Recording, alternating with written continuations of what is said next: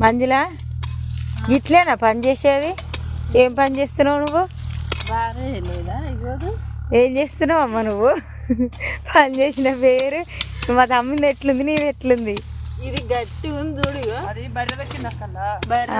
గట్టి అనిగిపోతుంది బెర్ర దొక్కితే. ఈ చెట్టు గట్టిగా ఉందా? గట్టిగా ఉంది, అయినా కానీ నేను ఏర్లు వెళ్ళేటట్టు కొట్టిన. అమ్మో, ఏర్లు వెళ్ళేటట్టు కొట్టాలి. అవును, ఏర్లు బయటికి వెళ్తే